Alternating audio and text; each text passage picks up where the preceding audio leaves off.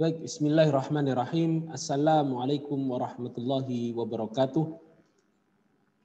Pada kesempatan kali ini kita akan berbicara mengenai anggaran dasar organisasi Muhammadiyah. Ya, sebagaimana diketahui bahwa setiap organisasi atau ormas Islam itu pasti memiliki yang namanya ADART atau anggaran dasar dan anggaran rumah tangga. Yang mana di sini kita akan coba membahas tentang anggaran dasar organisasi, dua buah organisasi, yaitu Nahdlatul Ulama dan Muhammadiyah. Nah, ada perbedaan secara fundamental antara dasar organisasi dari Muhammadiyah dan Nahdlatul Ulama. Kalau misalkan Nahdlatul Ulama itu berpedoman kepada Al-Quran, As-Sunnah, Al-Ijma, Wal-Qiyas, sedangkan Muhammadiyah di situ disebutkan bersumber pada Al-Quran dan As-Sunnah. Ya. Sumbernya berbeda, sebenarnya sama, hanya saja Muhammadiyah juga menggunakan ijma, juga menggunakan qiyas sebagai landasan hukum. Ya. Namun landasan hukum yang utama tetap Al-Quran dan As-Sunnah. Kalau tidak ditemukan dalam Al-Quran dan As-Sunnah, barulah kita gunakan ijma dan qiyas. Nah, kemudian Nahdlatul Ulama itu berakidah Islam menurut faham Ahlus Sunnah wal Jamaah. Ya, dengan bidang akidah itu bisa dibaca yaitu akidah yang di ala madhabi Imam Abu Hasan al-Asy'ari dan Imam Abu Mansur al-Maturidi, mereka berdua hidup sezaman. Ya. Kemudian dalam bidang fikih itu mengikuti salah satu dari madhab 4, antara kalau tidak Hanafi, Maliki, Syafi'i atau Hambali. Sedangkan dalam bidang tasawuf itu mengikuti madhab Imam Al-Junaid Al-Baghdadi dan atau madhab Imam Abu Hamid Al-Ghazali. Maka namun dalam bidang fikih Nahdlatul Ulama lebih banyak bermadhab dengan madhab Syafi'i. Ya.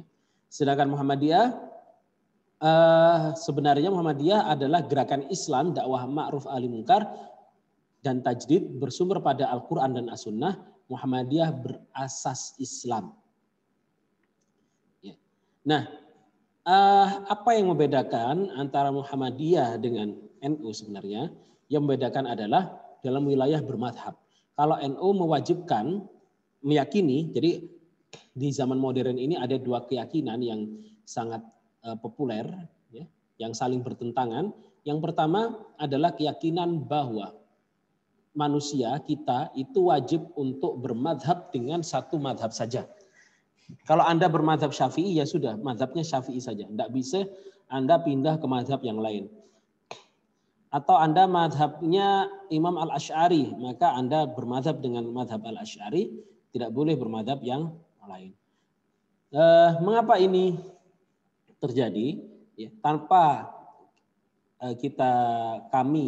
saya untuk merendahkan, ya, bukan berarti NU itu tidak merujuk kepada Al-Quran dan Sunnah. Namun hanya saja pemahaman terkait dengan Al-Quran dan As-Sunnah itu dinaungi dengan metode yang digunakan oleh Imam Asy-Syafi'i. Dengan pendapat-pendapat hasil ijtihad yang sudah tersebar di madhab Syafi'i. Seperti itu. Sedangkan Muhammadiyah itu ciri khasnya karena bersumber pada Al-Quran dan Sunnah, maka Muhammadiyah tidak terikat dengan satu madhab pun, dan itu kemudian Muhammadiyah murni bersumber pada Al-Quran dan As-Sunnah, bahkan menggali hukum langsung kepada Al-Quran dan As-Sunnah dengan, dalam catatan di sini, menjadikan madhab-madhab itu sebagai bagian daripada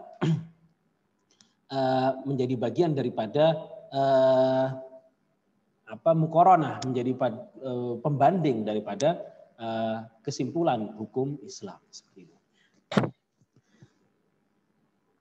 Baik, berikutnya. Nah,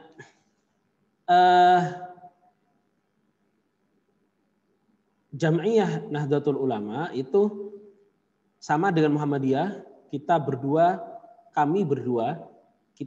itu ingin menciptakan kemaslahatan masyarakat, kemajuan bangsa, ketinggian harkat dan martabat manusia.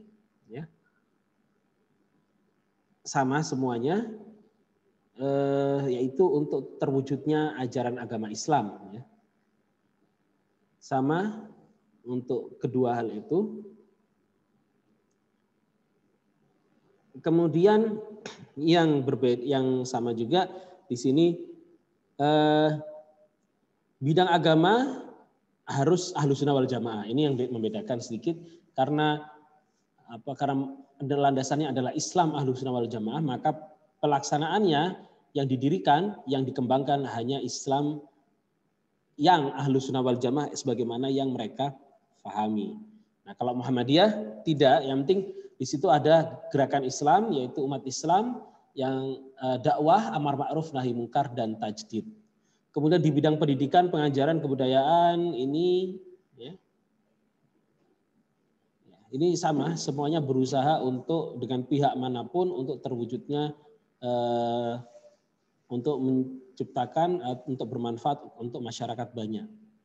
Nah, yang membedakan juga adalah latar belakang berdirinya Nahdlatul Ulama dan Muhammadiyah. Nah, Nahdlatul Ulama berdiri sebagai respon terhadap runtuhnya kekhalifahan Turki Utsmani, karena pada masa itu Turki Utsmani runtuh dan di bawah pimpinan yang baru, pimpinan yang sekuler, yaitu Mustafa Kemal Atatürk. Sedangkan ini saya baca sampai slide berikutnya. Nah, pada waktu itu pengikut Wahabi ya di bawah pimpinan Ibnu Saud itu mendapatkan menguasai wilayah Hijaz, ya, tempat beradanya dua kota suci yaitu Makkah dan Madinah. Nah, gerakan Wahabi ini bertujuan untuk memurnikan paham tauhid umat Islam, memurnikan tauhid dari semua bid'ah dan khurafat. Ya. Mereka juga menentang taklid kepada pendapat para imam madhab, menyerukan kembali kepada Al-Quran dan Sunnah. Kemudian maka sebagai reaksi terhadap penghapusan kekhalifahan itu, maka Mesir mengadakan kongres yang di situ banyak umat Islam yang menghadiri kongres tersebut. Ini, nah, sedangkan menolak pendapat imam madhab ini juga, atau menolak bertaklid, bukan menolak pendapat, tapi menolak bertaklid, menyuruh kembali kepada Al-Quran dan Sunnah dan mempelajari ulang Al-Quran dan As-Sunnah. Ini adalah gerakan Wahabi, ya, yang ada di Saudi. Nah, berbeda dengan Muhammadiyah, sehingga NU menginginkan agar umat Islam agar Wahabi tidak memberikan pengaruhnya di Indonesia. Itu yang diinginkan oleh Nahdlatul Ulama, sehingga Indonesia tetap sebagaimana Indonesia, seperti itu. Kemudian Muhammadiyah ini berbeda, bahwa umat Islam bahwa pada saat itu menurut Muhammadiyah umat Islam tidak memegang teguh Al-Quran dan Sunnah dalam beramal, sehingga muncul tahayul syirik, ya, yang merajalela di masyarakat. Kemudian lembaga-lembaga pendidikan agama Islam yang ada waktu itu sangat tidak efisien. Kemudian Muhammadiyah melihat kemiskinan menimpa rakyat Indonesia, melihat aktivitas misi Katolik dan Protestan, dan juga kebanyakan umat Islam hidup dalam alam fanatisme sempit yang bertaklid buta.